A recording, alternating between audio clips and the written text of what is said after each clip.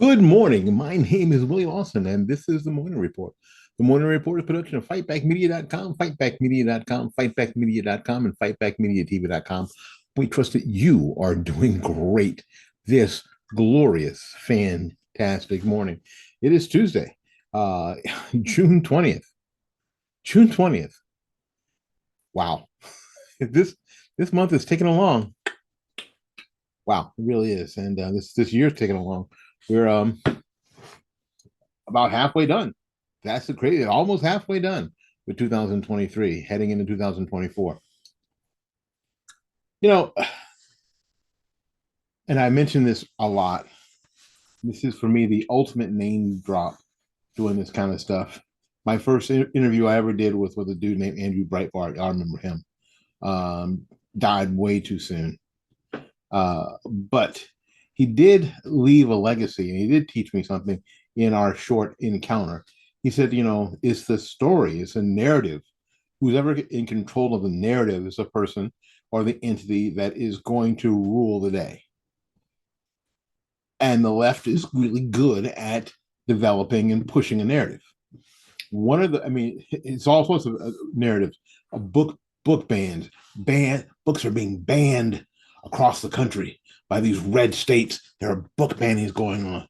They're not really. We'll talk about that. Hollywood has decided to have some new identity rules for the Academy. We're going to talk about that. It's getting, it's funny.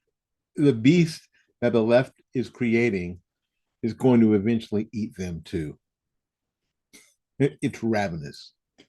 It's out of control. Anyway, and of course, an intersectionality showdown. The beast that they've created is going to eat them too. Um, One of the things that I talked about earlier were this insanity about book banning books. As the woke nonsense marches through our society, let's just examine a few of the latest examples. Starting in Virginia, where Democrats are upset about a law signed by Governor Glenn Youngkin that requires parents to be informed of any sexually explicit materials in school. Wow, amazing. Here's an Associated Press description of the measure from last year. A bill that will require Virginia schools to notify parents if their children are assigned books or other materials with sexually explicit content was among more than 100 measures Republican Governor Glenn Youngkin signed into law this week. His office said Friday, each school board must adopt the policies by January 1st, 2023, according to the measure, which uses a definition of sexually explicit content that already exists in state law. They didn't make anything up. They didn't crank down on anything. This definition of something that was sexually explicit doesn't even have to be proven, doesn't have to go to court. It's already in the law. It also requires the student be given an alternative assignment at the parent's request. Now, this is somehow being framed by Democrats and leftists as a book ban.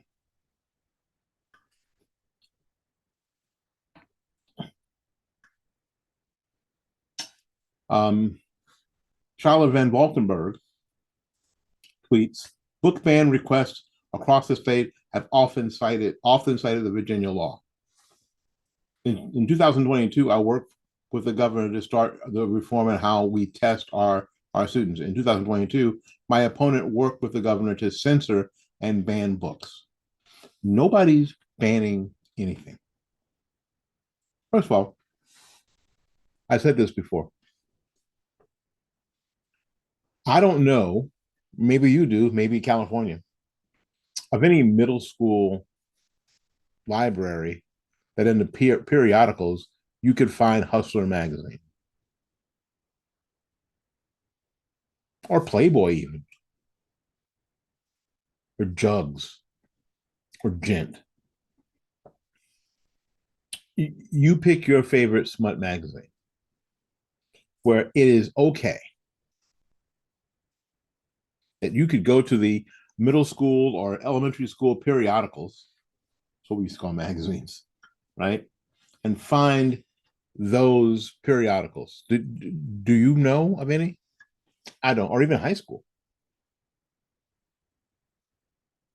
You couldn't find, I mean, you couldn't find Hustler in a college library. And a lot of times you couldn't find it in the public library, right?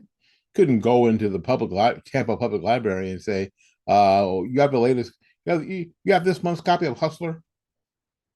There's an article in there I wanted to read. Now you could find Playboy in our library in Hillsborough County. I believe you could, but you couldn't find Hustler. You couldn't find all sorts of other explicit adult material. Couldn't find porn in the library.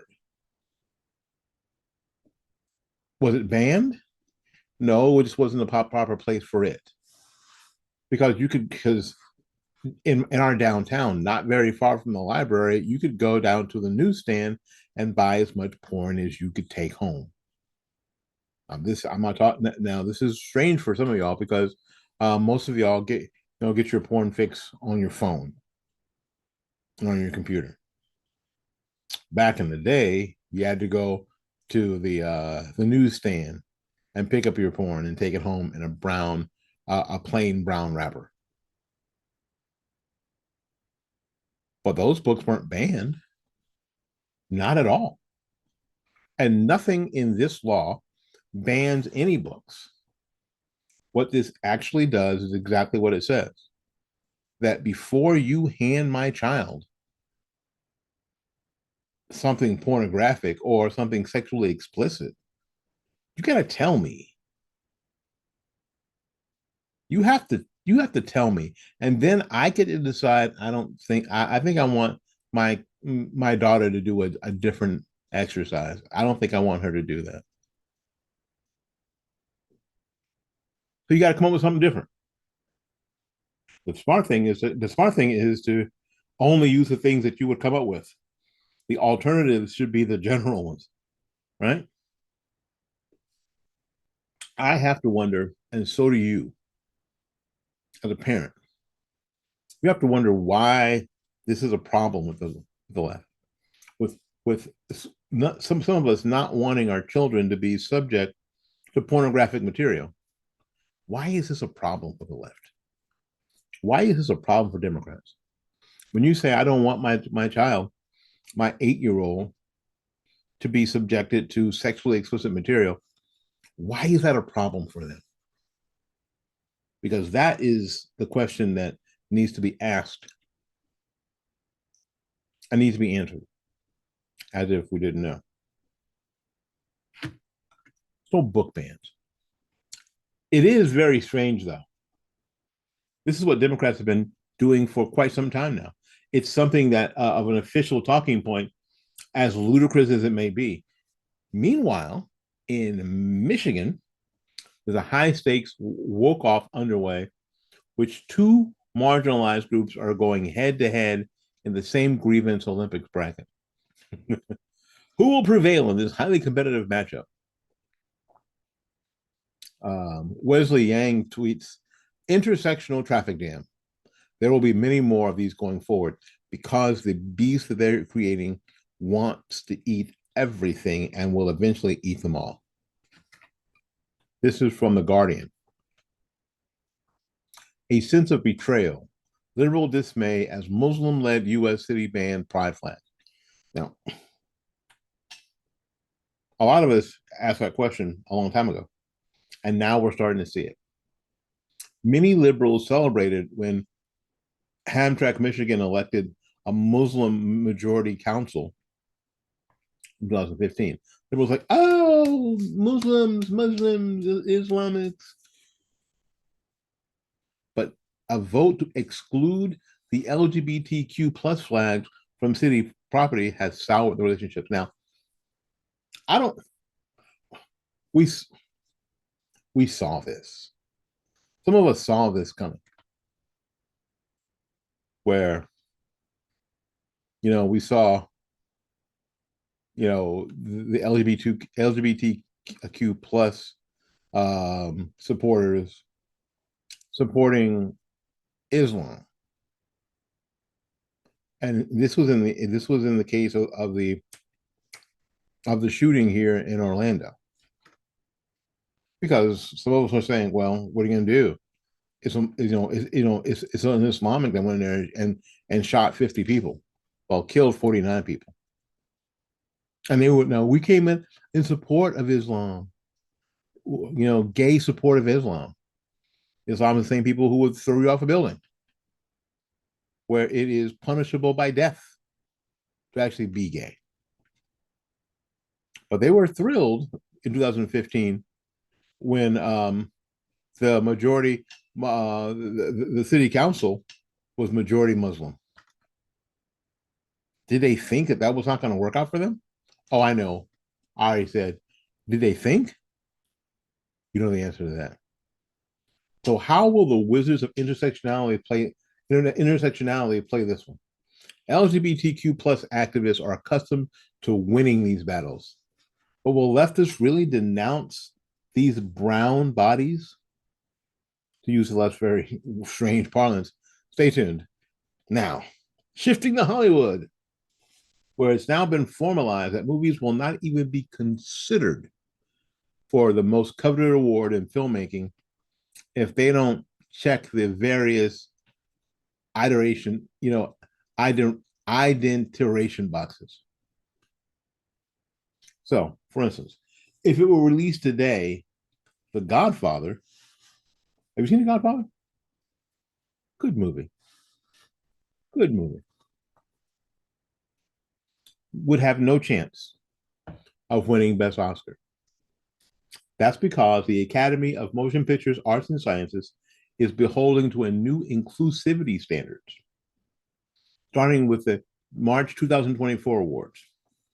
Movies will not be considered for a Best Picture nomination unless they meet 2 out of 4 standards. One of them is featuring a lead or significant supporting character from a underrepresented racial or ethnic group, have a main storyline that focuses on an unrepresented group, or at least 30% of the cast comes from 2 or more underrepresented groups. Women, like what? There aren't chicks in movies? Huh? Ethnic minorities. They're not black people in movies? LGBTQ, of course, or the disabled.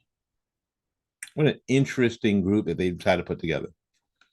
It's complete ridiculousness. One director fumed to the post, I'm for diversity, but you can't make your cast certain types of people if you want to get nominated. That means the whole process is contrived. The person who is right for the part should get the part. Why should you be limited in your choices?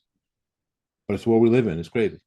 Richard Dreyfuss certainly agrees in discussing the new standards of inclusion on Fireline on PBS last month. The veteran actor blasted the rules. He said, they make me vomit. The last several years of Best Picture winners actually already met the criteria. Other films nominated this year probably would not qualify. All Quiet on the Western Front would not have been nominated. So the director of World War I film with a historically accurate white male cast. Going further back, think about Schindler's List. Should that should that not have been nominated since there were no non-white people in the primary roles?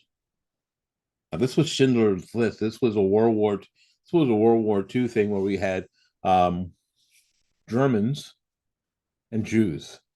There were no non-white people in serious roles. I'm wondering if Jewish people will account for underrepresented racial or an ethnic group, but it will be up to the Academy to figure that out.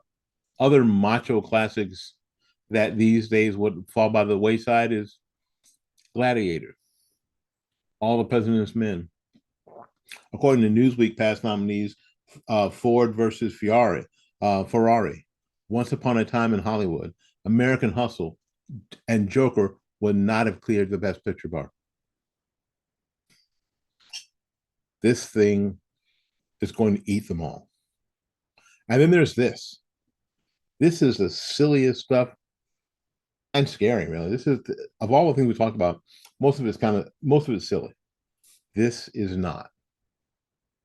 From a top military commander publicly bragging that she discriminates in certain states in her personal and personnel related decisions because of their political preferences, and even admitting that she will put less qualified candidates in certain roles in order to keep others safe from the laws she opposes. And you're thinking, there's no way. You're thinking, Willie, you're making that up. Well, Willie wishes he was making that up. Willie really wishes that he was making that up. But what he's not, but what he's not doing is making it up. So you can watch it for yourself. Since January of this year, more than 400 anti-LGBTQ plus laws have been introduced at the state level. That number is rising and demonstrates a trend that could be dangerous for service members, their families, and the readiness of the force as a whole. When I look at potential candidates, say for squadron command, I strive to match the right person to the right job. I consider their job performance and relevant experience first. However, I also look at their personal circumstances, and their family is also an important factor. If a good match for a job does not feel safe being themselves and performing at their highest potential at a given location, or if their family could be denied critical health care due to the laws in that state, I am compelled to consider a different candidate and perhaps less qualified. Those barriers are a threat to our readiness, and they have a direct correlation to the resiliency and well-being of our most important operational advantage, our people. All right. Now what? Now what? Now,